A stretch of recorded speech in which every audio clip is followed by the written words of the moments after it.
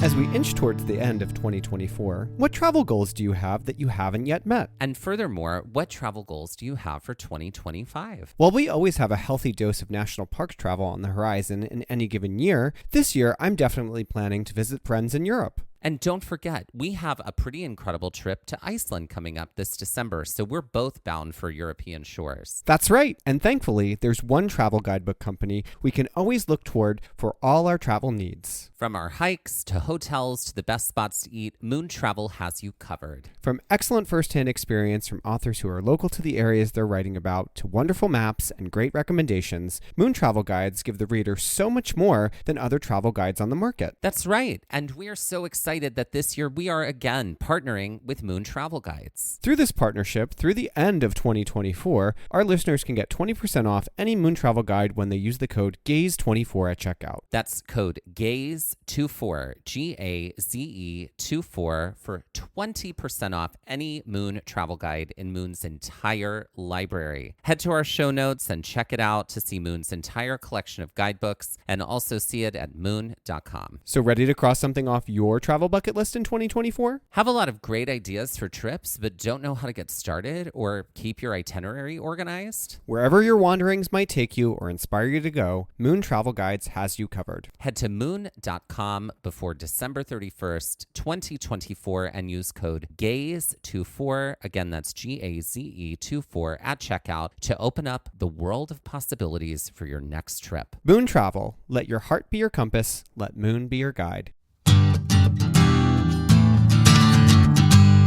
Deceit, Mm-hmm. trickery, Mm-hmm. fallacies. Yeah.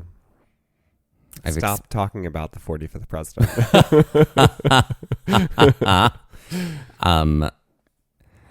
Sometimes that happens on trails. Mm-hmm.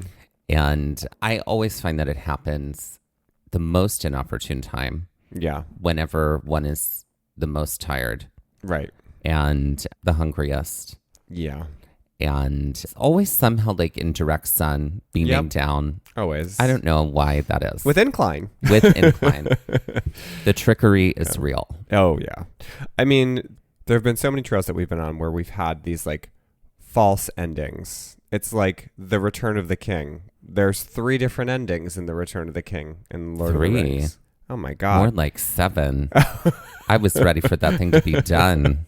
I guess you're right. Yeah. There's a lot of lot closing endings. moments that just feel And I'm like, like, it could oh be the great. film's So end. and now we're here at a Yeah. dock watching Yeah. a boat pull away. Yeah. And now we're here at a house. Now Yeah. we're here somewhere else. Now Yeah. there's the feast. Yeah. What is happening? Yeah, I know. So yeah, I do feel like we've been on trails like that where it feels very Return of the King-esque. Like you feel like you're reaching the end. You're right and to it's just the end. Not there. No, It's just not the end. It is out of reach. in Out of fact. reach. Yeah, and it always hurts. I think the deepest. I think it is like one of the deepest cuts is like a trick on a trail where it's like, no. You've got to do this now.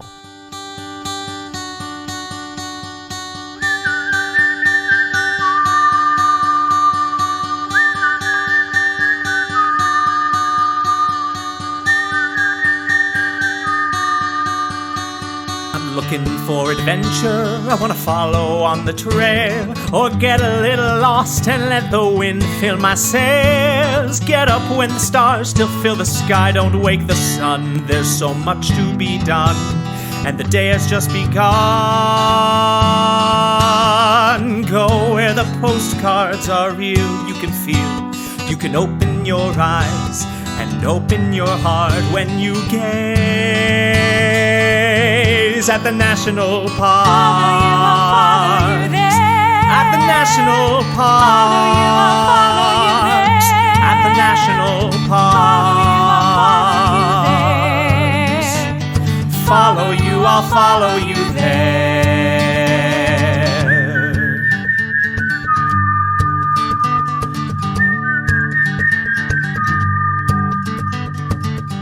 We would like to acknowledge that while hiking and exploring the land, also known as Olympic National Park, we were on the traditional and stolen lands of the Lower Elwha, Klahhane, Jamestown Skallam, Port Gamble Skallam, Skokomish, Quinault, Ho, Kulit, and Makah people.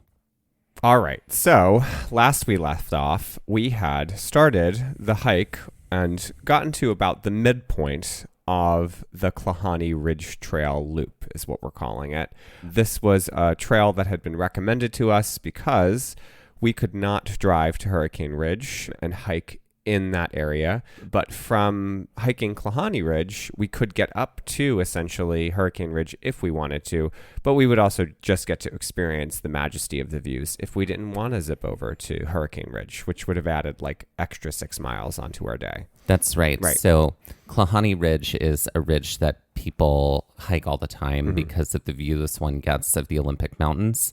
We wanted to do this. Typically, it is accessed by the Hurricane Ridge parking area, and there's a trail called the Hurricane Ridge Trail that people take out to a T. It comes to a T with the Klahhane Ridge Trail, and people hike on the Klahhane Ridge Trail. So we wanted to get on there, but since the Hurricane Ridge parking area was closed, we couldn't access the trail from that end of the trail. So we had to do a long loop, which brought us from the parking lot up the Lake Angeles Trail to Lake Angeles, and then put us on the Klahhane Ridge Trail all the way up to the end of the Klahhane Ridge Trail that intersects with the Hurricane Ridge Trail. So this is where we were starting on this day.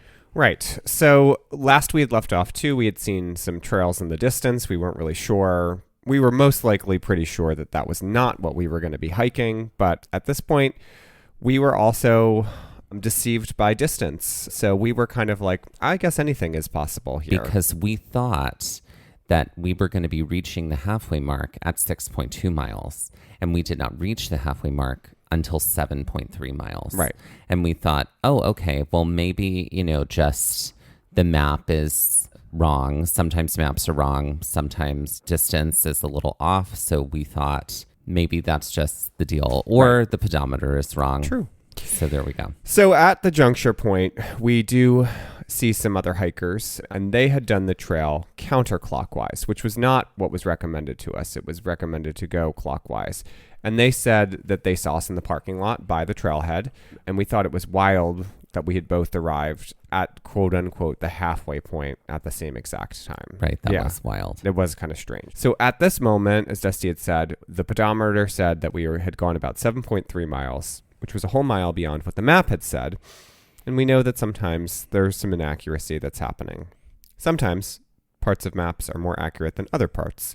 So we just kind of were like, chalked it up to the fact that, all right, we did an extra mile we didn't anticipate. We're going to just do what we need to here. So we talked to this group a little bit longer, and then we bid farewell. And we start the fourth leg of this epic sweeping hike, which we'll call the Long Sweeping Valley. So we look at the trail before us, and lo and behold, it is, in fact, that long trail that we had seen in the distance heading toward those switchbacks, which honestly, at this moment, knowing the section we were about to do, which was just this kind of like long extended flat section, that looked really fun. Sure. And I was excited about that. Yeah. I was like, I know this is eventually leading to switchbacks. This is what it looks like, but maybe there's this other thing I'm not seeing. Sure. Maybe we don't have to do those switchbacks. Yeah, maybe. Maybe. So we set off on... Betcha it's sweet. Betcha it's kind. Yeah. We set off on this long sweeping section, and it begins with decline, which is a really lovely break from incline. Oh, it was such a lovely break from incline because this trail up into this point was just like, surprise, more incline. Right. You thought you were done? Yeah. No, not at all. I mean, we did, once we were on Klahhane Ridge, it was not as extreme an incline. Like once we had gotten to like the viewpoint where we ate, we were a little flatter. Yeah. But yeah, like basically up until that point where we got lost and we're like, oh, is this the ledge we need to go off on? That was all inclined to that point. So we flattened out, and yes, the decline here, it was slight, but it was a nice relief. This trail is literally going along like the slope of this mountain ridge. And we're going straight across the side of this ridge, and it's beautiful. Yeah. It's just like green in so many different places. It is picturesque in so many ways, gorgeous, like the kind of like long sweeping hike you would want out of this kind of landscape. Right. It's not a very wide trail though. So it's maybe a foot wide. So it's definitely like watch your footfall here. And it was basically about a full mile from the juncture point to the base of the switchbacks. And alas, we have to do the switchbacks. Yeah, we do. So we arrive at the switchbacks finally, and we look at them. And I mean, it's like looking straight up at them. It was kind of the wildest because you're also in between. It felt like a bowl here almost between these two outcroppings of rock. And the switchbacks were all very sandy looking. Like it had this just loose look to it. And from below, it looks like we're going to have to do I think there's at least 10 switchbacks. Mm-hmm. So we take a look at this, and then we have to just immediately start this grunt up these switchbacks. Yeah. So how did you feel in this moment grunting up these switchbacks? Because you were in front of me, and I was behind you. So like a trail like this is always one that gives me energy, even if I'm tired, because there's so much to see. There's so much to be enamored by. And I think having had the break of being flattish and then on decline helped me to kind of mentally get over the hump of what we were going to have to do here. It was daunting for sure. I wasn't the most thrilled about it, but I was like, all right, hopefully this is the end of our incline after this point, because I can't imagine that we aren't going to start declining. We have to. Well, we will have ascended to what seems and feels like the highest point of this trail so far. So thus, one would imagine that hopefully, like once we get to the saddle, that it's all just downhill from there, literally. Yeah. How about you? How were you feeling? I was initially nervous because from further away, they looked so much harder and so worse. We'll talk about perspective. Right. And then we got there and I was like, all right, I feel like we've done switchbacks that are like this before. I think we can do it. So it was just one of those things, like I had to mentally get myself into a place of I'm going to do this and let's just get it done as quickly as possible. Yeah. Let's note that like the actual trail for one's feet here on these switchbacks is 8 inches. Yes, I mean, very it is narrow. Nothing. Yeah. It was nothing. And it was like 1 foot in front of another. And I think we just both went into like quiet focus mode. Absolutely. Where we were like, we're just going to do it and we're just going to keep going and we're not going to talk about it. And we're just going to like, right. So at the end of it, and I mean, it was a very, very steep, very hard grunt to get up to the top and it of that also saddle. just felt like, oh, this looks like it's the last switchback. No, it's not. It also was, oh, you are in direct high sun at this point, like midday sun shining down on you. There's no shade, like completely exposed. The endurance challenge was there in a few different ways. The one relief was that there was a breeze happening at this time. Mm-hmm. So it wasn't as brutally hot as it could have been. Right. So we do it. We both get to the top. I'm struggle bussing the whole way. But gracefully doing it. Please. Struggle busting the whole way. I get to the top and it's like I wanted to collapse. Yeah. But the other thing that I was thinking at the time was I was like, this is the end of the incline. Right. This is the end. I can get to the end. I'm looking at the top of the saddle. I can get there and then we are done. Yep. And at the end, there were a total of 12 switchbacks. Mm-hmm. Not 10. And when we looked at the time, it only took us 15 minutes. I mean, we hauled ass. We did. Yeah. We did. Yeah. So we hit the top of the saddle here. And this is, again, an incredible view because it's giving you 2 vantage points now. And with that, let's take our first break.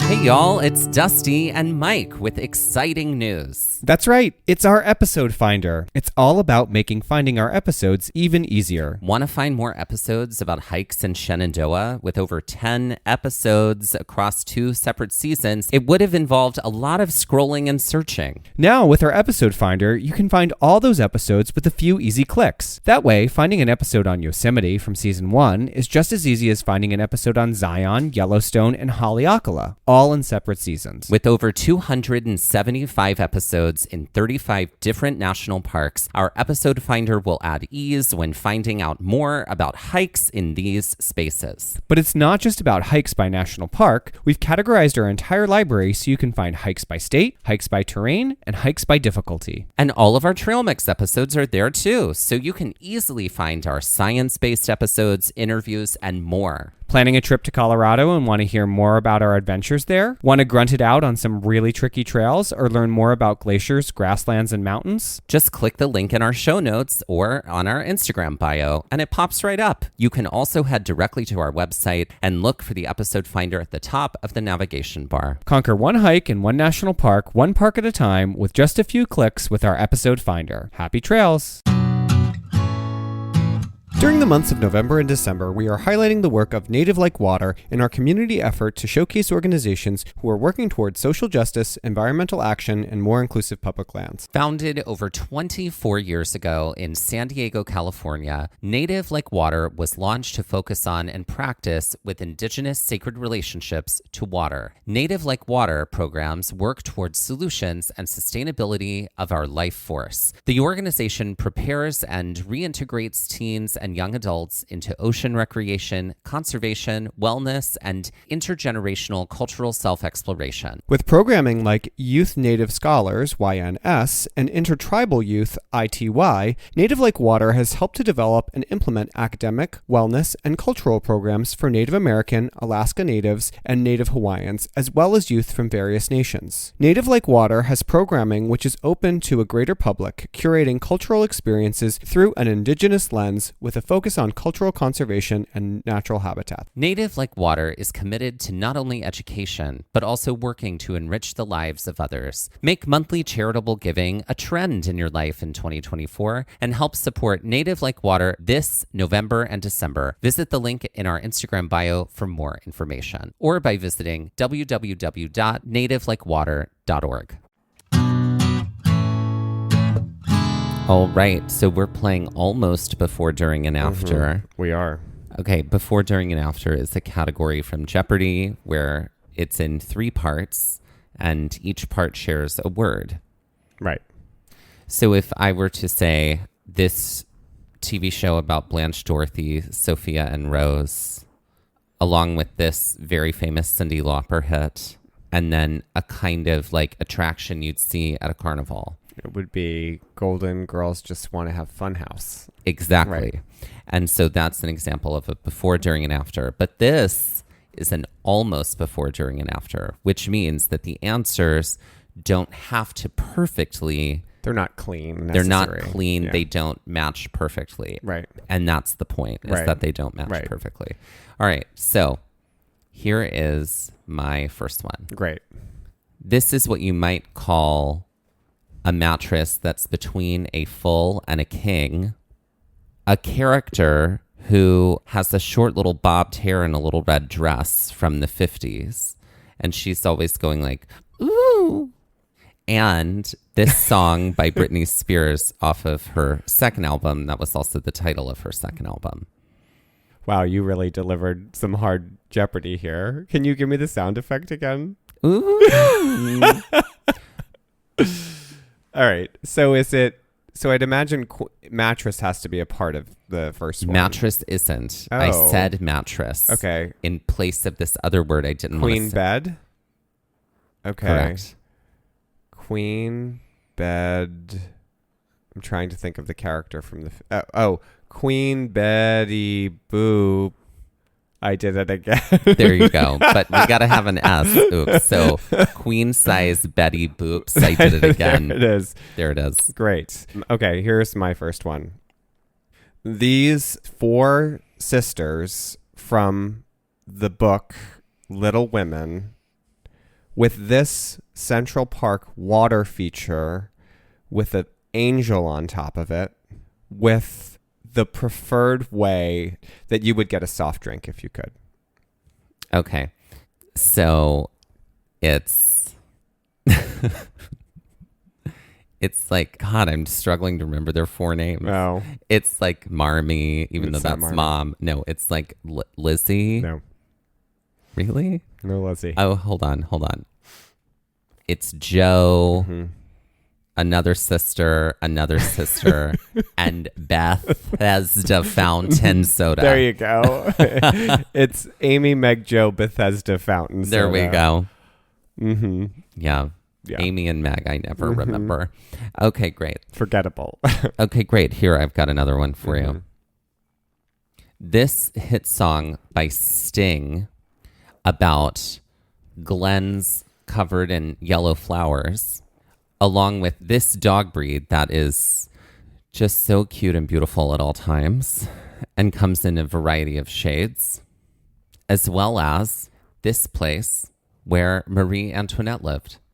What is Sting song. Fields of Golden Retrieve Versailles? Correct. There you go. There you go. All right. So this 1970s disco song that's typically used for montages where groups of people might be cleaning automobiles, with this phrase that is often used with shampoos or conditioners to explain how you use them. With this partially decomposed ground covering that is often used as a fertilizer. Okay, so I've got, I think, the second, or the number 2 and number 3, which I think is rinse and repeat moss. Right, but you're missing the first word from that phrase that's the second one. Oh. What would you do? What's the overarching thing that one would do? It's a 3-part phrase, or 3-word phrase. Rather than... Blank, rinse, and repeat. Well, rinse and repeat is 3 words. I'll just say that. So it's a 4-word It's phrase. a 4-word phrase. Mhm. Semantics. Is the first song Yakety Yak? It's not. Okay. If you're cleaning automobiles, what would that song be? It's working at the car wash, rinse, and repeat moss. There you go. There we go. There it is. You got it. And that is almost before, during, and after. Okay, so we've just finished this beast of a set of switchbacks, and now we are at the top of this saddle. And it feels like we have crested over the final ridge, and now we're going to start heading downwards, decline on the Heather Park Trail. Yep. Because this is technically considered the Heather Park Trail all the way from the juncture point. So all the way across the side of the mountain ridge, up the switchbacks, we're still on Heather Park, and we're going to be on Heather Park all the way back to the parking lot. And so we were thrilled because we had made it over what felt like the most difficult part of this trail. And now it was going to be smooth sailing. Right, exactly. Because that's exactly what this trail has handed to us the entire time. Nothing but smooth sailing and no incline whatsoever. But what have we learned from this trail? There's always more incline. There's always more incline. Yeah. There is always, and alas, Yes. there was more incline. Yeah. This does start, however, with a pretty steep decline, but the incline does come back pretty quickly. The switchbacks took us from the east side of the ridge to the west side of the ridge, and now we're hiking up and down along the west side. This was a very interesting section, very different from the rest of what we were seeing. First of all, we had a very big sweeping view off into the distance. To see a different section. But we are of now landscape. along like an edge of a cliff, like basically the entire time. Like a fin, almost. Essentially, yeah. When we had chatted with the other hikers that were doing this trail counterclockwise, they had mentioned scree rock. So we knew that there might be some scree that we were going to encounter up here, and they said, just be careful of the scree rock. And we don't see it right away. But then after about 1.5 miles of up and down, we do finally get to the scree rock. Now, what is scree? Scree is essentially loose. It feels like gravel, but it can be larger stones, flat stones. We experienced it. If you listen to our episodes for Chimichi Route in Black Canyon and the Gunnison from season Before this season. early, Yeah. that entire trail was hiking up scree. So it's loose. It can be tricky sometimes because your feet can not necessarily plant solidly. So you're just basically have to be more careful with your footfall. Yeah. You do. For the trail. I find that hiking in scree often means rather than one foot in front of another, it's one step and match. Yeah. And then one step and match. Yeah. So in the distance, we can see what we have to do. And it is pretty far up. Mm-hmm. And how are you feeling in this moment? Great. Great. I just am like, I think this is the point that broke me a little bit. I was like, the only thing that I know, because we had talked about it, was we're going to get Wendy's.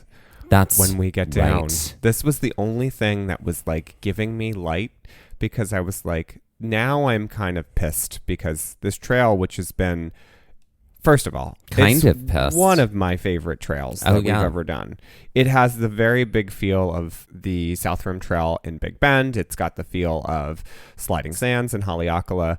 It is epic and sweeping and wonderful, but it really was relentless when it came to the incline. And so I think I just was so aggravated that we still had to go up. And I like incline. If, we look back at all the history has said in this show, decline is not typically my favorite, but I was at my wit's end at this point. Yeah. And how about you? Oh, I was mad. Mm-hmm. You were cussing. I was cussing. Mm-hmm. No, but we were like, when we get off of this trail, we will have plenty of time to go to Wendy's and get delicious food. And that was what we planned to do. That was the plan. Was the plan. Yeah. So looking up, and it was just like, oh my God, I thought we were done with this. When you prepare yourself for being finished with incline, when you are not finished with incline, and then faced with not just a little more incline, like quite a bit more incline, sucks. It sucks real hard. And I also just want to paint this picture of, this is incredibly different from the switchbacks. Like, this is an ascent that's going to be a real bitch, to put it lightly, because the switchbacks, even though it was narrow and it was sandier, it was not loose gravel like this. No. And often with scree, and not so much here, but sometimes you'll like take a step and your foot sinks a little bit. The scree here was like, it moved a little bit. Yeah. There was a lot of it, but it moved a little bit. So, but we can see that after the scree coming up, literally we're looking up, like this pathway is heading up into the air toward the fin. And essentially what we're going to have to do is cross over the fin of this ridge again to then begin our hopeful descent. So we do make this slog, and it takes us some time here. It's not an easy jaunt up. The angle here was this was 45 degrees at some time. Yeah. At some points. I mean, and this was like, breathe heavily. Right. 1 foot in front of another. Right. Just like power. And it was also like, take the breaks when you could. Yeah. Find a spot to like stand and just not take a moment. Slide. Yeah. Yeah. So, I think you were having a little bit of trouble just because you had fallen the day before. And that's true. There was like a little bit of repair work on the knee. This was so tough. This was like in my bones tough. Yeah. And like felt this incline in my stomach muscles the whole way. So you make it to the top first. Mm-hmm. And confirmed from up there, you were like, downhill. It looks like it's all downhill from here. And I was hesitant to believe it. Mm-hmm. But that's okay, because every step was motivated by Frosties and French fries. And with that, let's take our second break.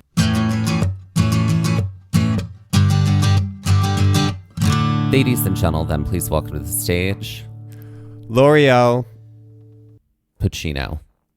Was she a queen from our list? I don't remember her. Yeah, she's the queen from our L'Oreal Pacino. L'Oreal. Oh, L'Oreal Now Pacino. you get it. There L'Oreal she is. Pacino. There you got it. Yeah. Yep. L'Oreal Pacino. It's true. So who is L'Oreal Pacino? Well, I think she's a makeup heiress. Yeah, I think I so mean, too. but with a hoo-ah streak to her. I mean, she's got to be if she's Al Pacino. Or inspired by Al Pacino. Inspired by Al Pacino. See, I feel like she is like the drag daughter of Al Pacino. Oh, okay. And has like gotten some of his best qualities. Okay. But is also like a makeup expert and a makeup mogul. Actually, if you will. I think what's happening is drag daughter of Al Pacino, but does YouTube makeup tutorials. Oh. And that's where we get her fame from. I see. That's how she started. And Got then it. she has become a queen in her own right. I like it. I think she has a makeup line. Yeah. So her merch is not just little merch things that she sells at shows. She's like a YouTube queen, and she has a proper like makeup line. Yeah. But I think her makeup line has nods and hints toward Al Pacino's films. So like she might have like a fragrance called Scent of a Woman. Right? Yeah, that it's most likely a possibility that is in her fragrance line. Oh my God, that's really funny. And she has a Halloween makeup line called Scarface. Oh, see, I like So that. prosthetics. Yep. And things like that. Uh-huh. Oh, I really like that. And I do feel like maybe she has this like natural palette of like natural colors that's not super bright, but just all kinds of neutrals, probably called Dog Day Afternoon. I like that. She definitely has like a red palette, like a red eyeshadow palette called Devil's Advocate. Mm-hmm. And what else? Well, I think whenever things go on sale, it's 2 for the money. Oh, there you go. So that's the name of the sale. Yeah. Oh, I like that. That's a the lot. end of season sale. 2 for the money. Oh, that's good. I mean, I think we've done our due diligence here as incredible Al Pacino fans in bringing this queen. Sure. Yeah, incredible Al Pacino fans. Right. We're the moderators of the fan club on Reddit. Exactly. Let's also not forget that Al Pacino was in the movie Geely. Oh. That's right. Oh. With Ben Affleck. Perhaps he's the cause of the second divorce Maybe now. he is. What does she sing? I don't know that she's a lip syncer. Okay. I think she's just like a YouTube Sensation. makeup queen. Okay. Yeah. All right. I'll take it. Yeah, definitely. And obviously her merch is makeup. We don't have to stretch that. Her merch is makeup. Yeah. Yeah. So, ladies and gentlemen, please welcome to the stage L'Oreal Pacino. Okay, so we have finally made it to the top of the scree, and we can actually see. I remember the moment we walked from this scree into this what felt like an open field. Yeah. And then you could feel the inclines start to happen finally.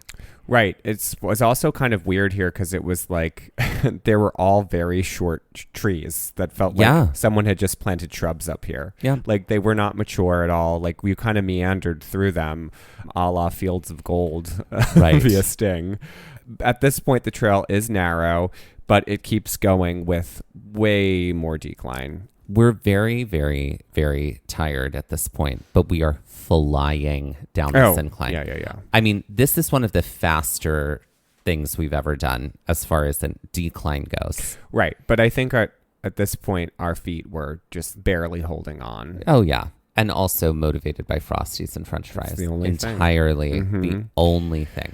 So we end up eventually back in a forest. It's not, at least initially, as kind of deep as the forest that we had started in. But we are clearly headed back down into that range where forest level is growing. We're subalpine, I guess I would say, at that point.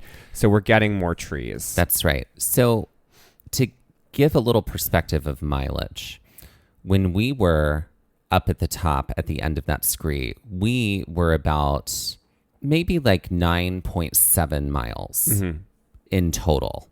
And so we were like, oh my gosh, we only have to get to 12.2 and then we're at the end of this trail, right? So we're talking less than 3 to go from here to the car. Yeah. All on decline. We're feeling good about it. Sure. Feeling great. And we're making our way through the forest. We're exhausted, but we're motivated by the fact that it's not that long, and then soon we're going to be able to go get And frosties. it's also much softer here. Oh, yeah. Yeah, softer earth. We're in the shade now. We were basically very exposed from the entire time we left the forest coming up the Lake Angeles Trail to basically this time of diving back in. So it was nice to have the relief there of being back in like a shaded area. So we run into these 2 hikers. They look like father-daughter, perhaps. They also did not look terribly prepared for a hike. No. It was literally just like sneakers and a water bottle. And here's the deal. Sometimes people are just like, I'm going to go on this trail for a little bit and then turn around and go back, right? But they were really looking for an overlook, which means they would have had to do all of the decline that we're doing in reverse and do incline all the way up to The top where the scree was, was. at least, yeah. And they asked us, they were like, we're looking for an overlook. And we were like, well, we haven't seen one unless it's up at the top, which is like, you got a lot further to go. Yeah, and here, let's be also transparent. We have come down a lot. We have declined Very fast. very quickly, and if either of us had left something up there, I would have just been like, let the elements take it. Mm-hmm. Like, my bag is there with everything I needed. I don't care. The idea of climbing back up at this point was horrific to me. Oh, yeah. And they were like, yeah, we don't really have a lot of time. And I was like, Well, you're probably not going to make it. Right. What we did notice was that the younger hiker, she was wearing an Ocean Grove, New Jersey t-shirt. Right. Which is not far from where you live. Right. So that's how we started a conversation. So we keep going, and very quickly we're just like mad and ready to be off this trail. Yeah. We are so mad. Yeah. Oh, I mean, I just think my feet were at a point of like no return. Oh, and yeah. I was also looking forward to the sneakers that I had waiting for me in the car and the new pair of socks. So then we run into another hiker, and we were like, how long is it until we get to the parking lot? And she was super cool and was like, it's less than 10 minutes. Right. It's like right there. Because we had, at this point, we were now in flatter. We'd sort of come off of all of our decline. We had dipped into like the flatter part of the forest that we didn't really even get when we started the trail on the other side. We pretty much were right into incline. There's a little bit of flatness here. That's right. And as we're walking, we notice the pedometer finally says 12.2 miles. Mm-hmm. And we're like, oh, great. And then 12.2 miles comes and goes. Which is supposed to be the total distance of the trail. Yeah. Yeah. The total distance of this loop is 12.2. And it comes and goes. Mm-hmm. And we're like, okay, we're not here at the parking lot yet. It gets all the way to 13, and we're still not at the parking lot yet. Mm-hmm. So how do you feel about this? Mad. Oh, yeah. At this point, I mean, was like, so why mad. is this such a torture? Like, this was supposed to be this long, and now it's even longer than that. Then finally, we turn a corner, and through the trees, we can see a small field, and we can see the tops of some cars, and I've never felt more relief. Yeah, there was definitely like, oh my God, we're almost there. We are so close. And it truly felt like, I think we were at delirium point here. So I'm really glad that it was only a little longer until we hit the parking lot. Yeah, we were in full delirium because we returned to the car and collapsed. Yeah, we were like, oh, I wonder if we'll see those hikers that we saw at the juncture. And we No. did not. No, 'Cause- but you know who did come out was the dad and the daughter and the woman who Right. ended up all being one family. Right. But at the end of it, the pedometer said 13.3 miles. So we just do want to say, and we know other people who have done this hike too, have also reported back that it is closer to 13.3 than actually 12.2, Yeah. which is what is reported on the map. Mm-hmm. That's right.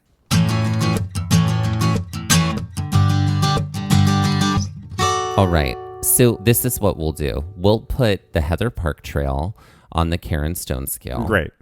And then we will put this entire loop on the Karen Stone scale. Great. Okay. So Heather Park, which includes the long sweeping valley up the switchbacks, up and down the ridge, up to the scree, and then decline all the way down to the parking lot. 9. Yeah, It's got to be a 9. It's absolutely a yeah. 9. I would do this again. Oh, I would I would absolutely totally it do again. this again. Like, I would do this whole loop again. I loved this loop. It's definitely one, having done it, it feels like you can be more mentally prepared for it now on a second time around. I will say that it, again, my big comparison of this hike is to South Rim. There are a lot of things that I even conflate with scenery because there are some similar kind of vantage points that are happening. And South Rim, you mean the South Rim Trail in Big Bend National Park. I do. Thank you for clarifying. But I do feel like Heather Park feels like pinnacles to me a little bit. Oh. Oh. I have associated. Oh, she said the two. trigger word. Pinnacles Trail from Big Bend National Park. Because we were both Delirium. delirious there Yeah, too. we And it was were. about, these are very similar length Yeah. trips. Like very similar Big loops. Bend, I'm pretty sure South Rim was around 13 as well. Yeah, it was. So, I mean, elevation wise, I don't know off the top of my head how they compare, but I do feel like, yes. I think we 9. got more elevation here in Klahhane Ridge because the Olympics are Yeah. so tall. So are we rating the whole loop So now? we're 18 out of 20 Okay. just for Heather Park. Now let's do the whole loop. Consider the entire loop.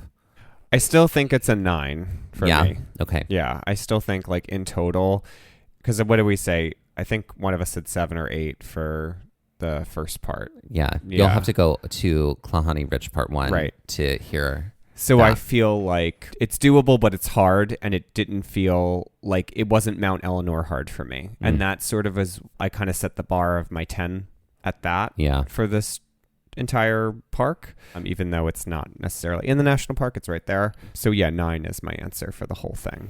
What about you? I recognize that the different numbers I gave, I'm giving it a 9.5. Okay. I'm giving it a 9.5. So we're talking 18 and a half out of 20 in total.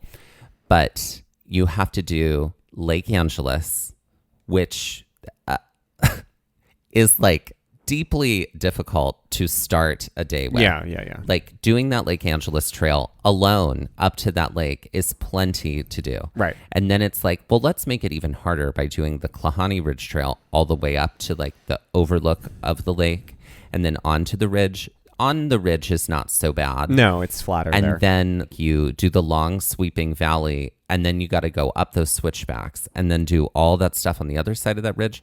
And then that decline, that's like, the decline was tough.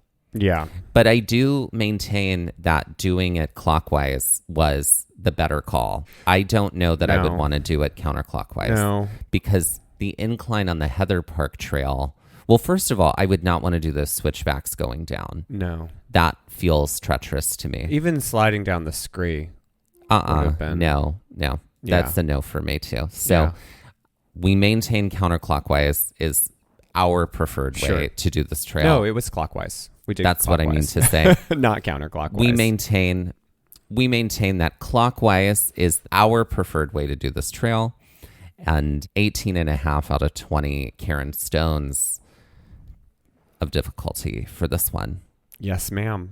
So let's end this episode like we end all of our episodes with some Jeopardy style trivia. All right, Mike, why don't you get us started today? Wonderful. So my Jeopardy is titled Heather Family. And this is all about shrubs, trees, plants that are in the family of things known as heather. Oh, I see. So you were inspired by the Heather Park Trail name. Yes. Great. Great. So for 100, this bog plant, which loves acidic soil and lower temperatures, produces a ruby red fruit, which is often a feature of many Thanksgiving gatherings, be it canned or homemade.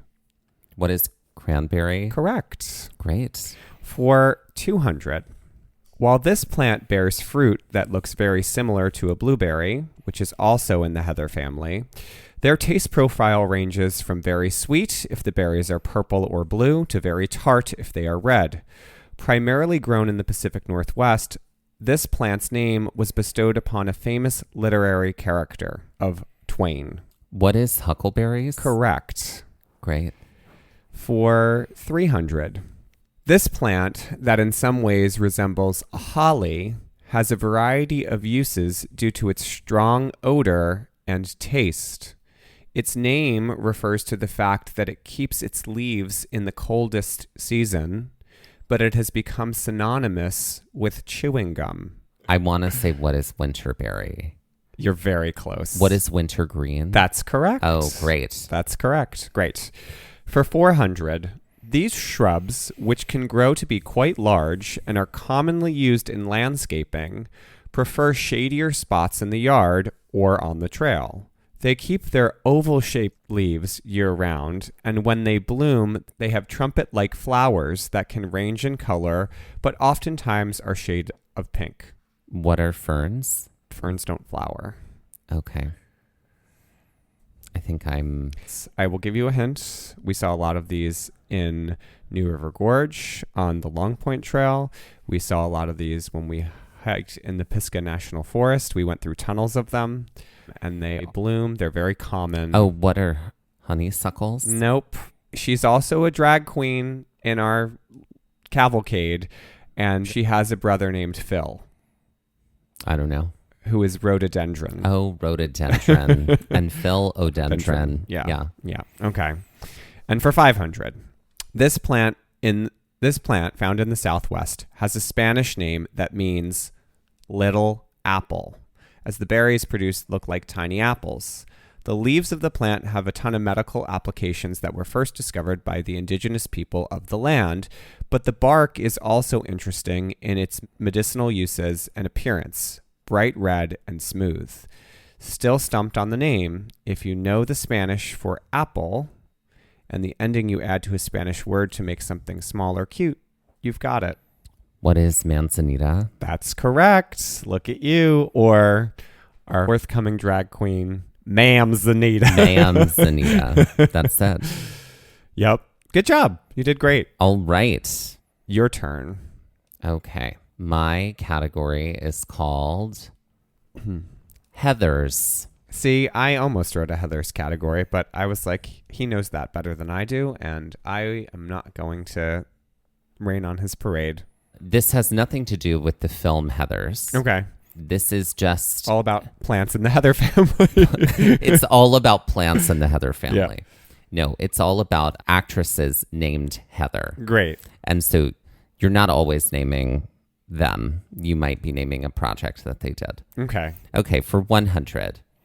While we know Heather Burns for iconically playing Cheryl in Miss Congeniality, who iconically answered the question, what's your idea of a perfect date, by saying April 25th, because it's not too hot and it's not too cold, all you need is the light jacket. She also played Christina, a bookshop employee for Kathleen Kelly, in this Nora Ephron film that famously reunited Meg Ryan and Tom Hanks. What is You've Got Mail? That is correct. For 200, after bursting onto the screen as the star of Welcome to the Dollhouse, Heather Matarazzo played the best friend with her own cable show in this San Francisco set film that also allowed Anne Hathaway to burst onto the screen. The movie that gave us Anne Hathaway. Oh, I'm sorry. I was thinking of Anne Heche for a minute. Anne Heche. What is The Princess Diaries? Correct. For 300. It's like Anne Heche. Chock full of cameo appearances, the film The First Wives Club has a perfect cameo from this Heather, who appears early in the film at Cynthia's funeral as Gil Griffin's new girlfriend. Who is Heather Locklear? Correct. Mm-hmm. Famously from... You don't know what she's feeling. What he's feeling. Melrose Place. Mm-hmm. For 400, this actress has had quite a career, but is probably most known for her work in Boogie Nights and Austin Powers' The Spy Who Shagged Me. Who is Heather Graham? Correct. And for 500... Heather Graham Cracker. There you go. A former dancer for Beyonce, Heather Morris was hired for one day to teach the cast of this teen musical comedy produced by Ryan Murphy how to do the single ladies dance before being permanently written into the show as a cheerleader named Brittany. Oh, I did not know that. Yeah. What is Glee? Correct. I had no idea. Oh, yeah. Yeah. Yeah.